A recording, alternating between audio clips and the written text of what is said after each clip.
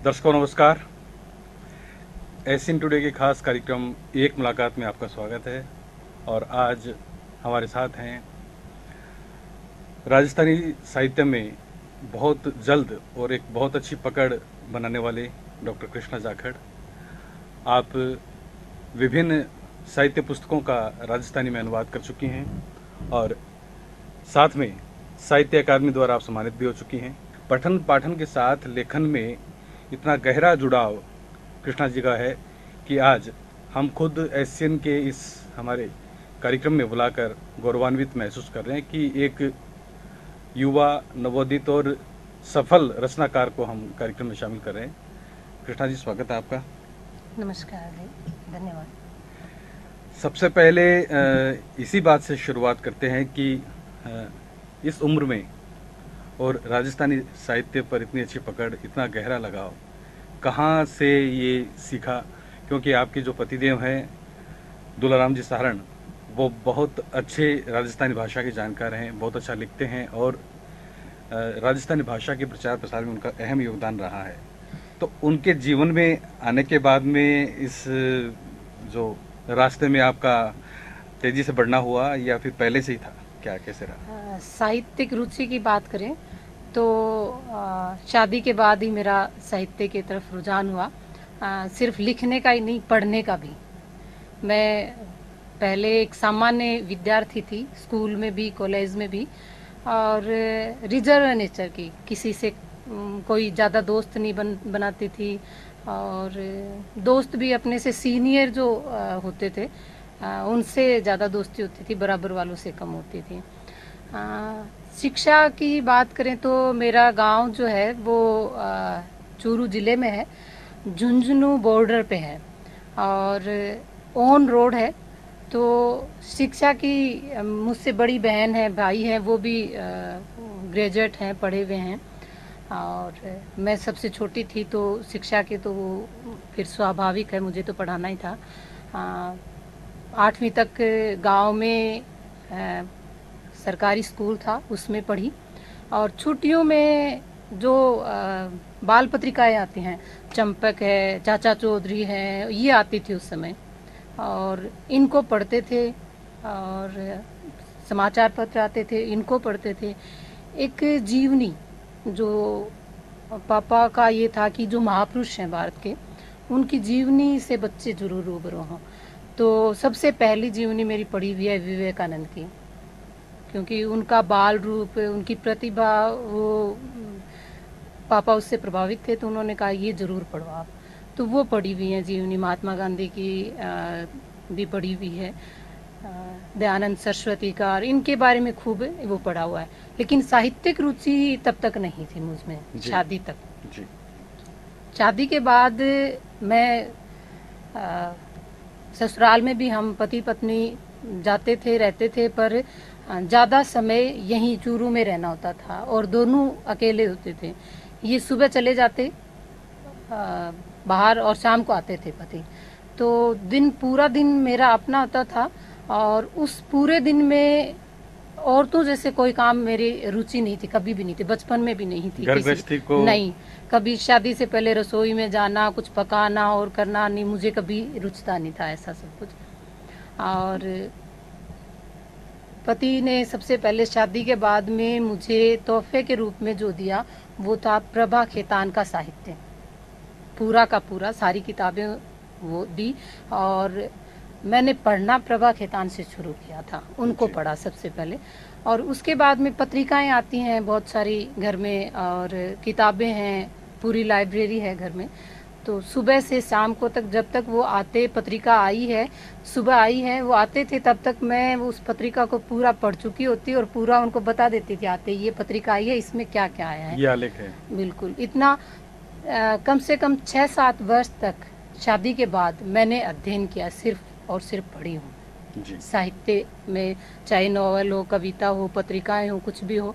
और ज़्यादा मुझे सबसे ज़्यादा जो रुचता है, हो सकता है प्रभा खेतान की देन है ये, क्योंकि उन्होंने चिंतन पर साहित्य लिखा है। और वो एक स्त्री लेखन की बात करें तो बात भी आती है कि कविताएं लिखती हो, कहानियाँ लिखती हो, उपन्यास लिखती हो, इसमें क्या है, कोई वैचारिक कहाँ है। तो प्रभा खेतान का जो साहित्य है वैचारिक चिंतन परक साहित्य है, उसको एक बार में, क्योंकि चिंतन परक साहित्य है, दार्शनिक पुट का होता है, तो एक बार में समझ में नहीं आता है। तो एक एक किताब को मैंने शुरुआत में 3-3, 4-4 बार पढ़ा है, प्रभा खेतान की जो चिंतन परक साहित्य है उसको। तो वहां से मेरी रुचि उसकी तरफ हुई। अब भी मैं पढ़ती हूँ तो सबसे पहले पत्रिका में जो आर्टिकल आए होते हैं वही पढ़ती हूँ, उसके बाद में बाकी चीजें पढ़ती हूँ। और ये जो चिंतन परक साहित्य की तरफ रुझान था विशेष, इसने शायद वैचारिक मेरी जो पृष्ठभूमि एक कृषक परिवार से थी, पहले हमें समझ में भी नहीं आता है कि क्या परिस्थितियां परिवार की होती हैं, क्या किसी चीज़ के होते हैं, लेकिन उनके अध्ययन के बाद में मेरी पृष्ठभूमि ने मुझे मजबूत बनाया। एक कृषक परिवार से थी, गांव में संघर्ष आदमी का कैसे, और वहाँ से निकल के आने वाला बच्चा शहर में सबसे पहले जब आता है पढ़ने के लिए तो भी उसके सामने बहुत सारे संघर्ष होते। वो सारी चीज़ें जो थी साथ में, और साथ में प्रभा खेतान का साहित्य था, तो वैचारिक पृष्ठभूमि और प्रभा खेतान का साहित्य उसने मुझे मजबूत बनाया। जी, जो स्वाध्याय का जो आप बता रहे हैं कि आपने घर में पढ़ना शुरू किया, घरेलू काम में रुचि कम थी, लेकिन अब तो करते होंगे आप? नहीं, काम तो घर में तब भी करती थी, मेरे घर का काम तो करना ही है जी। लेकिन ये नहीं कि जैसे कई बार वो मेरे पति की देन है कि घर है और एक 24 घंटे उस घर में भी लगी रह सकती है स्त्री, ये साफ कर दिया कोना, वो साफ कर दिया, ये सारी चीजें कई बार सफाई के लगती हूँ तो अब भी कह देते हैं इतनी देर में तो आप एक किताब को देख लेते पूरी को। और रही बात राजस्थानी साहित्य की, तो राजस्थानी तो भाषा मैंने पढ़नी शादी के बाद में सीखी है। किताबें राजस्थानी की मैंने पहली बार उन्हीं के पास देखी हैं। यहाँ तक तो हिंदी में, हमारी शिक्षा हिंदी में होती है और हिंदी की किताबें ही पढ़ी थी, राजस्थानी मुझे पढ़नी नहीं आती थी। मैंने राजस्थानी पढ़नी और लिखनी मेरे पति से सीखी। पढ़ने के बाद में, क्योंकि राजस्थानी का जो एक भाषा है जिसे आमतौर पर लोग बोलते हैं उससे हम राजस्थानी नहीं कहते, मिली-जुली भाषा है, और हमारी संस्कृति तो ऐसी है कि कुछ किलोमीटर के बाद में भाषा बदल जाती है। झुंझुनू जिला कुछ और है, चूरू और है, और सीकर में अलग भाषा है, तो बोलते हैं शेखावटी है, लेकिन कहीं ना कहीं मिली-जुली भाषा है।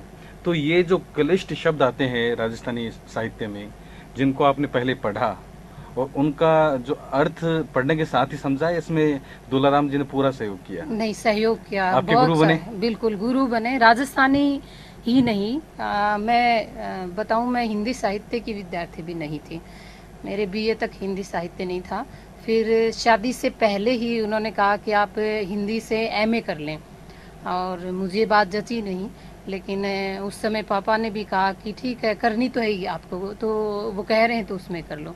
तो हिंदी प्रीवियस मेरी शादी से पहले हुई और फाइनल शादी के बाद में हुई। गुरु कह सकती हूँ, लेकिन एक है, उन्होंने मुझे जैसे हिंदी से एमए करना है उसमें डाल दिया मुझे, पर कभी मेरा सहयोग नहीं। वो मैं जब पीएचडी कर रही थी रिसर्च के टाइम, तो कई बार बहुत परेशान हो जाती थी, 3-3, 4-4 दिन तक मुझे समझ में नहीं आता था कि अब क्या करूं।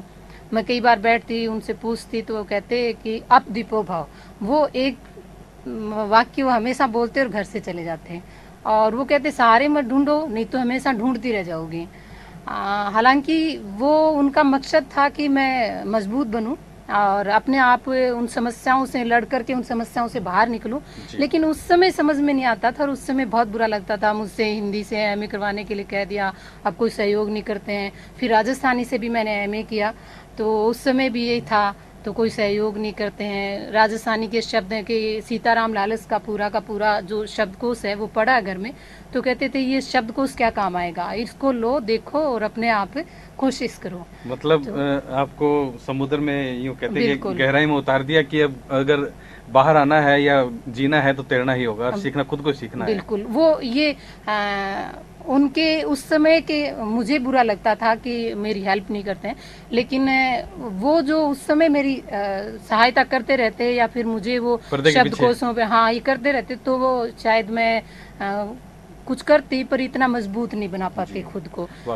ये उनकी एक बहुत बड़ा उस समय मुझे बुरा लगता था, और कई बार ये भी होता था कि सहयोग नहीं करते हैं और करते हैं, लेकिन ये मुझे मजबूत बनाने का एक तरीका था। खुद साहित्यकार रहे हैं और साहित्य में अच्छी उनकी रुचि थी, तो वो खुद चाह रहे थे कि आप हम कदम हम सफ़र तो थे, लेकिन साथ में ये था कि जो क्षेत्र उन्होंने चुना है एक चुनौतीपूर्ण ही है आज के जीवन में व्यक्ति के लिए, उसमें वो आपको खुद को स्वाध्याय के माध्यम से आपको मजबूत बनाना चाहते थे कि आप अपने दम पर इस तरह से निखर के सामने आए कि आपका एक अलग खुद का एक अलग इस तरह का बैकग्राउंड बने, आप खुद स्थापित हो और आपको अपने नाम से जाना जाए। बिल्कुल। और आज मुझे लग रहा है कि उनका फैसला सही था। यदि उस समय ऐसा नहीं होता तो मैं शायद मजबूत नहीं बन पाती, या फिर मेरी भाषा पे जो पकड़ है वो नहीं हो पाती। एक हिंदी की विद्यार्थी के रूप में भी मैंने कोई किसी शिक्षक से, किसी यूनिवर्सिटी कॉलेज से वो अध्ययन नहीं किया, मेरे घर पे ही किया। वो मेरे गुरु भी मैं मान सकती हूँ वही हैं। किताबें कौन सी पढ़नी है, इतना तो ये था कि मैं कौन सी किताब पढूं, तो वो ये बताते थे ये किताब पढ़ो आप, इसके लिए ये पढ़ो। एमए राजस्थानी में की तो भी ये किताब पढ़ो आप, ये पढ़ो। नेट किया उस समय भी बहुत सारा ये था। राजस्थान हिंदी का अध्ययन करना आसान है, राजस्थानी विषय के रूप में अध्ययन करना बहुत मुश्किल है। सबसे पहले उसका जो सिलेबस है वो नहीं मिल पाता है, कहाँ से क्या क्या मंगवाना और कैसे पढ़ना है उसको। और फिर हमारा राजस्थानी का तो हम देखें कि बहुत क्लिष्ट है राजस्थानी, इतनी आसान नहीं है, पढ़ना भी इतनी आसान नहीं है, लिखना भी इतनी आसान नहीं है। एक हिसाब से कह सकते हैं क्लासिकल चीज जिसे कहते हैं वो। और एमए में जो लगती हैं किताबें वो हमारे यहाँ कई बार उपलब्ध भी नहीं होती हैं, और फिर उनका अर्थ बहुत, संस्कृत के अर्थ खुलने आसान है, राजस्थानी के अर्थ खुलने आसान नहीं है। तो मैं कहती थी समझ में नहीं आ रहा है कि दूसरी बार पढ़ लो इसको, तीसरी बार पढ़ लो इसको, बार पढ़ो। हाँ, और वो राजस्थानी का पढ़ना। अब मेरा धीरे धीरे बाद में मेरा ये हुआ कि राजस्थानी को मैं हिंदी की किताब है उसको पढ़ रही हूँ और मेरे दिमाग में राजस्थानी में आ रही है विचार वो आ रहे हैं। हाँ, पहले ये था कि क्योंकि शिक्षा पूरी हिंदी से हुई, तो पहले था कि विचार हिंदी में आते हैं और उसको ट्रांसलेट करके मैं राजस्थानी में लिख रही हूँ। पर आज मेरे विचार जो हैं वो, मातृभाषा में विचार आना ही अपने आप में बड़ी बात है। आज मेरे विचार राजस्थानी में आते हैं। मैं किसी अन्य भाषा में लिखती हूँ तो उसको हिंदी में लिखती हूँ तो ट्रांसलेट करके लिखती हूँ, मेरे दिमाग में राजस्थानी है और मेरी कलम जो है उससे शब्द हिंदी के निकल रहे हैं। इतना उसका अध्ययन का या उनके उस व्यवहार का ये परिणाम है कि आज मैं राजस्थानी में जितना हिंदी में मेरी पकड़ है उतनी राजस्थानी में बराबर। दोनों को आप समानांतर लेके चल रही हैं, ये एक बहुत अच्छी बात है। अभी तो बहुत बार देखते हैं हम कि जो कुछ साहित्यकार होते हैं, जैसे दुलाराम जी को ले लीजिए, आज राजस्थानी में उनसे कुछ भी उनका जब मंच पर हम भाषण सुनते हैं प्रयास संस्थान के तहत जब वो काम करते हैं, तो ठेठ मारवाड़ी, ठेठ जो राजस्थानी भाषा है, कुछ इस तरह के शब्द होते हैं जो उनको बाद में पूछने पड़ते हैं कि दुलाराम जी इस शब्द का क्या अर्थ था। तो बहुत अच्छा है क्योंकि उन्होंने भी अपने गुरु इस तरह के बनाए हैं जिन्होंने राजस्थानी को पूजा है, इस भाषा को मान्यता दिलाने के लिए, इसको एक पहचान दिलाने के लिए काफ़ी संघर्ष किया है, और अब दुलाराम जी भी उसके लिए पूर्ण रूप से प्रयासरत है। और आपको भी अपनी उसी श्रृंखला में आपको एक सारथी बना लिया कि भी आप इस चीज़ को मेरा हाथ से हाथ बढ़ाकर ये था कि यदि वो साहित्यिक रुचि के हैं, और साहित्य एक ऐसा जगत है जिसमें आर्थिक संघर्ष सबसे ज़्यादा रहते हैं, और हम गृहस्थ हैं और गृहस्थी में आर्थिक संघर्ष रहते हैं, तो एक व्यक्ति घर में पढ़ रहा है और एक समझ भी नहीं रहा है कि इसका अर्थ क्या है, ये क्यों किताबें इतनी इकट्ठी कर रखी हैं, क्या मतलब है। जब घर में आए थे नए जब नहीं, किताबों से तो मोह था, ऐसा तो नहीं लगा, पढ़ने का था बिल्कुल। लेकिन यदि मैं उस रुचि में नहीं आती, साहित्यिक रुचि में, तो फिर हमारी लड़ाई रहती, क्योंकि वो किताबों को इर्द गिर्द रख के फिर जीते, और मैं उनको ये चाहती कि घर में अनावश्यक है राशन पानी की, बिल्कुल आप राशन पानी की डिमांड करती और वो किताब पकड़ाते कि ये किताब है, इसको पढ़िए बिल्कुल। तो ये अच्छा रहा कहीं ना कहीं कि आपकी रुचि पहले से थी, और उसमें दुलाराम जी के घर में आने के बाद आपको उसमें और ज्यादा अच्छा एक माहौल मिला। नहीं, साहित्यिक रुचि तो मैं कहती हूँ कि किताबें पढ़ना अलग बात है। किताबें तो हम बचपन में ही, कहानियों की किताबें या फिर दादी नानी की कहानियां लंबी लंबी जो चलती हैं, उसमें हमें एक हिसाब से साहित्यिक रुचि का वो। लेकिन एक ये जो साहित्यिक रुचि है कि मुझे लिखना है, मुझे पढ़ना है, ये किसका नया किताब आई है, ये क्या है, कौन सी विधा में आई है, ये रुचि होना ये अलग बात है। और ये रुचि मुझमें शादी के बाद, मेरे पति के संपर्क के बाद में आई, पहले नहीं थी। जी। अभी पिछले दिनों ही राजस्थानी भाषा में अनुवादक के रूप में बहुत अच्छा सम्मान आपको मिला है। तो ये जो आप कह रही थी कि हिंदी में आपका अच्छा रुझान था, फिर आपने राजस्थानी को समझना शुरू किया, उस पर पकड़ बनाना शुरू किया। तो ये जो ट्रांसलेट करना, क्योंकि आमतौर पर हम लिख ही नहीं पाते, और उन शब्दों को अनुवाद करना, उनको अनुवादित करना, उनकी भाषा बदल देना, कहीं ना कहीं उनके कुछ अर्थ भी बदलते होंगे कुछ शब्दों की थोड़ा सा। तो ये जो चीज़ है, इसमें कैसे, कहाँ, किस तरह से रुझान हुआ कि आपको ट्रांसलेटर के रूप में एक अपनी अलग पहचान बने? सबसे पहले जो कहानियाँ थी भारत की अलग अलग 10 भाषाओं में जो कहानियाँ थी उनका मैंने अनुवाद किया था। ये नीचे किताब पढ़ी है, नापीस तो अब दर्शकों, इसीलिए हमने ये रखी है कि हम आपको बता सकें, दिखा सकें कि किस तरह से कृष्णा जी का जो साहित्य का सफ़र है, ख़ास तौर पर राजस्थानी भाषा में जो इन्होंने एक अच्छी मेहनत की है, जो यूथ हैं उनके लिए प्रेरणा का जो स्रोत है वो बनी है कृष्णा जी।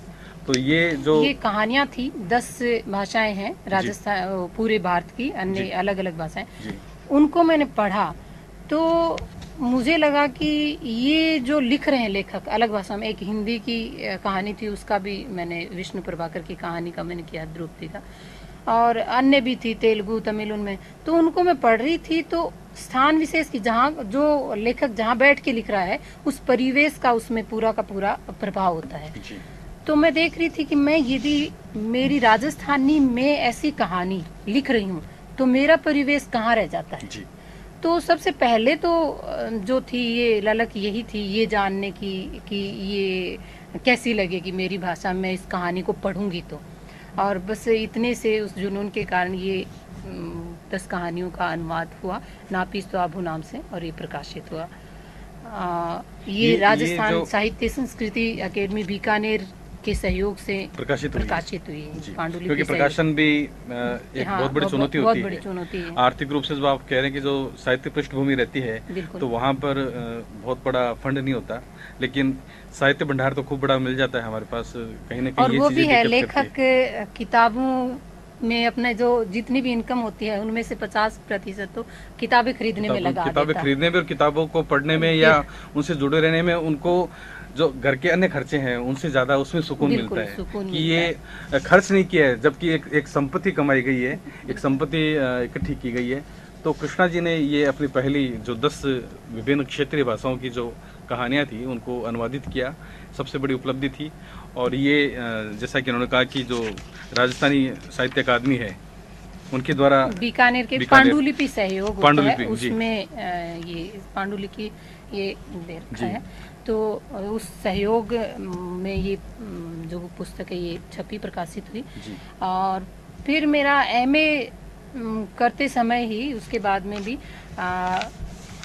मूल रूप से जो मेरे पीएचडी गाइड है, मेरे गुरु, वो साहित्यिक मित्र है मेरे पति के, और उनकी मित्रता को मैंने उनके भी गुरु में बदल दिया। मेरी पीएचडी एमए होते ही मेरी पीएचडी के लिए जो विषय था, क्योंकि उन्होंने शादी के जस्ट बाद में मुझे जो पहला तोहफा दिया था वो प्रभा खेतान का साहित्य था, और प्रभा खेतान का जो साहित्य है वो एक स्त्री के रूप में देखें तो किस तरह से है, कितना स्त्री फोकस किया गया है, बहुत ज्यादा वो संघर्ष जो है स्त्री का जीवन का पूरा वो उसमें मिल रहा है, प्रभा के खुद के जीवन का भी और एक सामान्य स्त्री के जीवन का। इसका मतलब प्रभा जी के साहित्य को आपने जिया है, बिल्कुल, मैं खूब प्रेरणा मानती हूँ, आत्मसात किया है। तभी दर्शकों, ये जो पुस्तक है जिसमें डॉक्टर कृष्णा जाखड़ ने ये पुस्तक लिखी है, प्रभा खेतान के साहित्य में नारी विमर्श। जो प्रभा जी खेतान का जो आपने साहित्य पढ़ा है और उनके साहित्य में नारी को किस रूप में दर्शाया गया है, दिखाया गया है, या उसकी पीड़ा को रेखांकित किया गया है, वो सब चीजें आपने अपनी पुस्तक में।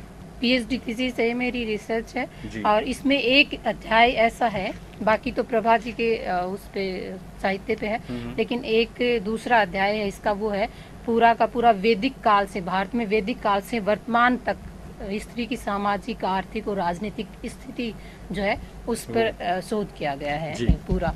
और फिर इसके बाद में एमए भी हो गई थी, पीएचडी हो गई, नेट भी हो गई थी, तो मैं एक कॉलेज में पढ़ाने लग गई, और घर से बाहर इतने साल तक घर पे ही रही, पढ़ी सिर्फ, और कुछ नहीं किया।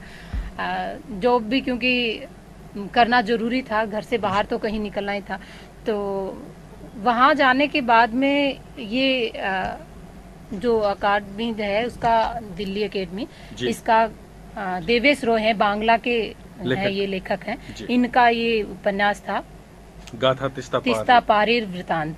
जी। तो तीस्ता उसका नदी पर, तीस्ता नदी है जी। बंगाल में, और उसका बहुत, सिर्फ तीस्ता ही नहीं, उसमें किसान का जीवन है, उसमें राजनीति का जो घालमेल है वो भी है, और सामाजिक पूरा का पूरा जो है संघर्ष है वो इस पूरे उपन्यास में है। और इसके पात्र जो है ना, जी। वो मेरा पीछा नहीं छोड़ रहे थे इसको पढ़ने के बाद में। आपको मजबूर होना ही पड़ा इसके अनुवाद के लिए। फिर दिल्ली साहित्य अकेडमी है वो, किसी भी, ये पुरस्कृत है दिल्ली साहित्य अकेडमी से। दोस्तों आप देख सकते हैं कृष्णा जी का ये एक और अनुवाद किया हुआ उपन्यास है। जो मूल रूप से लेखक है वो बांग्ला के हैं, देवेश रॉय, और उनके इस उपन्यास को इन्होंने राजस्थानी की अपनी भाषा में पिरोया है, क्योंकि ये कहना चाह रही हैं, कृष्णा जी बता रही हैं कि जो ये उपन्यास इन्होंने पढ़ा, कितनी बार पढ़ा होगा ये अनुवाद करने से पहले 2 बार पढ़ा। 2 बार पढ़ा, और अनुवाद के बाद में तो ये आपके पूरे मन मस्तिष्क में समा गया। ये पूरी कथा जो है वो उसको यूं मान लो अंदर बैठी हुई है अभी भी। और इसका एक पात्र है, वो तो बाघारू नाम है, वो पात्र तो पीछा नहीं छोड़ता है। ऐसे लगता है कि अब भी कहीं मिल जाएगा, वो घूमता हुआ कहीं ढूंढने जाए उसको, कहाँ गया होगा, क्या करता होगा। अंत में उसको लेखक पलायन करते हुए दिखाता है, तो यूं लगता है कहाँ गया होगा। कि अभी कहानी, जैसे आजकल हर चीजों में पार्ट 2 चलता है, तो लेखक ने भी एक इस तरह का रखा है संशय कि ये जो है, इसका जो पात्र आप जो बता रही, वो पात्र कहीं ना कहीं फिर से मिलेगा। नहीं, लेखक की सफलता जो है वो किसी भी कहानी के परिणाम को लिखने में उसकी सफलता नहीं है। जब लेखक पाठक के मन में उद्वेलन छोड़ता है, पाठक सोचने को मजबूर होता है कि इसके बाद में क्या हुआ होगा, वही लेखक की सफलता है। और ये देवेश रॉय जो बांग्ला भाषा के बहुत बड़े प्रसिद्ध साहित्यकार हैं, उपन्यासकार हैं, और अभी भी हैं, इनसे बात भी हुई ये अनुवाद करते समय। और एक और ये जो मेरा अनुवाद है, ये भी एक प्रोजेक्ट था अकेडमी का, साहित्य अकादमी से पुरस्कृत मराठी आत्मकथा है ये, एक कीड़ी रो महाभारत। देखिए शीर्षक देखिए, और गंगाधर गाडगिल जो इसके मूल लेखक हैं, उन्होंने मराठी में इसको लिखा। और अनुवाद का जो चयन है वो कैसे, इसमें दुलाराम जी मार्गदर्शन करते हैं या आप खुद सेलेक्ट करते हैं कि मुझे इस उपन्यास ये मुझे बेहतर लगा और मुझे इसका अनुवाद करना है राजस्थानी में? मार्गदर्शक तो एक हिसाब से वो मेरे हैं और मैं उनकी हूँ। किसी भी रूप में हम कोई भी, फिर वो आपस में विचार विमर्श होता है और एक निर्णय पे पहुंचते हैं। तो मार्गदर्शक तो हैं मेरे। और ये जो है, ये गंगाधर गाडगिल का एक आत्मकथात्मक उपन्यास है जी। और इसमें कीड़ी जो है, एक कीड़ी रो महाभारत, मतलब आदमी जो है पूरे अपने आप को कुछ समझता है, लेकिन वो एक कीड़ी की तरह संघर्ष करता है जीवन के लिए, और वो उसका संघर्ष है जो पूरे जीवन वो उनका दिखाया गया है जी। कीड़ी अपने जीवन के लिए किस तरह संघर्ष करती है, वैसे ही इसमें एक व्यक्ति को वो अपने जीवन के लिए, समाज में टिकने के लिए किस प्रकार संघर्ष करता है। पारिवारिक देखिए जो जिम्मेदारियां हैं वो रहेगी कृष्णा जी। भले वो तो है, भले आपका सीमित परिवार हो, आप अपने ससुराल से दूर रह रही हैं, चूरू रह रही हैं, लेकिन पारिवारिक जिम्मेदारियां, साथ में अर्थोपार्जन भी है, और साथ में लेखन, पठन, स्वाध्याय, सब चीजें नहीं। पारिवारिक जिम्मेदारियों को निभाने के लिए भी मुझे लगता है कि जो साहित्यिक रुचि का व्यक्ति है वो उनको भी अलग तरीके से निभाएगा। जो छोटी मोटी परिवार में बातें होती हैं उनसे वो प्रभावित नहीं होता है। ये लगता है कि उसको, क्योंकि एक तो आर्थिक वो तो संघर्ष में होता है, उसको उसका लालच नहीं होता है कि ये छूट रहा है, मेरा तो छूटने दो, कोई बात नहीं, सब ठीक हो जाएगा एक दिन। तो जैसे मेरा ससुराल तारानगर में गांव है भाड़ंग, और वहाँ की हम बात करें तो परिवार की जरूरतें, जिम्मेदारी वो भी है। वहाँ जाना होता है, कोई भी ओकेजनली भी, कई बार थोड़ा समय निकल जाता है तब भी जाना होता है, तो जाने आने का है, या फिर पियर जाने आने का है। और हमारी गृहस्थी है, उनके प्लस हमारी गृहस्थी है, उसकी भी जिम्मेदारी है। और उन सब जिम्मेदारियों के साथ और हमारे जीवनचर्या के लिए आर्थिक जो कदम है उनके साथ भी हम साहित्य से किस प्रकार जुड़ सकते हैं, वही हमारी सफलता में कहीं वो भी एक कला है। तो ये जो सफर है, क्या इसी पटरी पर, या यूं कहें कि इसी श्रृंखला पर राजस्थानी से ही इसके प्रचार प्रसार में या इसको बढ़ावा देने में इसी में जुड़े रहना चाहती हैं? कुछ और भी आगे लक्ष्य है? लेखन के साथ साथ कुछ और भी करना चाहेंगी? कोई राजकीय सेवा में जाने का भी मानस है क्या? किस तरह का आगे क्या लक्ष्य है? राजकीय सेवा की जब बात हुई तो मैं हिंदी राजस्थानी दोनों में एमए नेट और हिंदी में पीएचडी नेट हूँ। तो कॉलेज लेक्चरर के लिए मैंने पिछले उसमें वैकेंसी में भी ट्राई किया था पर नहीं हुआ उसमें। और आर्थिक जब जीवन सामान्यतः चल सके इसके लिए रोजगार तो जरूरी है, कोई भी नौकरी तो हमें करनी होगी। तो उसके लिए हालांकि मैं घर गृहस्थी है, मेरे पढ़ना लिखना है या फिर नौकरी है, उसके साथ में तैयारी नहीं हो पाती है, लेकिन फिर भी इच्छा तो है कि मैं जॉब तो करूँ। जी देखिए कृष्णा जी, जब आपने पीएचडी की और एक पुस्तक पर, एक उपन्यास पर आपने जैसे प्रभा केतान का साहित्य आपने पूरा पढ़ा है और अंगीकार भी किया है, उससे काफ़ी कुछ सीखा भी है और आपने एक अपनी पृष्ठभूमि भी इस तरह की बनाई है कि आपको साहित्य में ही आगे बढ़ना है। तो ये एक बहुत बड़ा सवाल कहीं ना कहीं मन में आता है कि जो साहित्यकार होते हैं या लेखक होते हैं, उपन्यासकार होते हैं, उनको अपने लेखन के साथ साथ जैसा कि हम चर्चा कर रहे थे कि जो जीविकापार्जन है घर गृहस्थी के लिए, क्योंकि हम गृहस्थ इंसान हैं तो ये एक बहुत बड़ी बात होती है। तो साहित्य है वो तो कहीं ना कहीं हमें अर्थ का तो एक अलग कम उसका रहता है लाभ, लेकिन जो एक प्रचार प्रसार है, एक जो आत्मिक संतुष्टि है वो ज़्यादा मिलती है। तो ये जो डॉक्टर कृष्णा जाखड़ को एक अनुवादक के रूप में इतना बड़ा जो सम्मान दिल्ली में मिला है, ये इस सम्मान के बारे में हम जानना चाहते हैं कि ये सम्मान किस उपलब्धि पर मिला और अब इस सम्मान को मिलने के बाद में जो जिम्मेदारियां नैतिक रूप से आपकी बढ़ गई है लेखन में, वो क्या रहेगी? मुझे जो सम्मान मिला है ये साहित्य अकादमी नई दिल्ली, उसका भारत सरकार की एक स्वतंत्र एक संस्थान है जो भारत की 24 भाषाओं में पुरस्कार देती है और किताबों का प्रकाशन करती है। और इसमें मैंने ये गाथा तीस्ता पार का अनुवाद भी उसी से एकेडमी के एक प्रोजेक्ट के रूप में किया था और उसी पे मुझे पुरस्कार मिला है। अभी पीछे 22-23 तारीख को गुवाहाटी आसाम में ये कार्यक्रम था एकेडमी का, और ये पुरस्कार अपने आप में एक बहुत बड़ा सम्मान है, लेकिन सम्मान के साथ साथ बहुत बड़ी जिम्मेदारी भी है। अब उस जिम्मेदारी को बनाए रखने के लिए मुझे एक नैतिक दायित्व की आप बात करी कि तो साहित्य के प्रति मेरा जो रुझान है, लेकिन साहित्य के प्रति अब मेरा एक दायित्व भी बन गया है इस सम्मान के बाद। तो उसको बनाए रखने के लिए मुझे मेरे परिवार, मेरे नैतिक दायित्व, सामाजिक दायित्व है, पारिवारिक दायित्व है, उनके साथ साथ एक दायित्व मेरा साहित्यिक भी हो गया, साहित्य जगत के प्रति हो गया, कड़ी जुड़ गई। और अब मैं उससे अलग होती हूँ या फिर उसके प्रति मेरा कम होता है, तो ये मेरा जो एकेडमी ने मुझ पर विश्वास करके जो मुझे पुरस्कृत किया है उसका एक हिसाब से अपमान हो जी।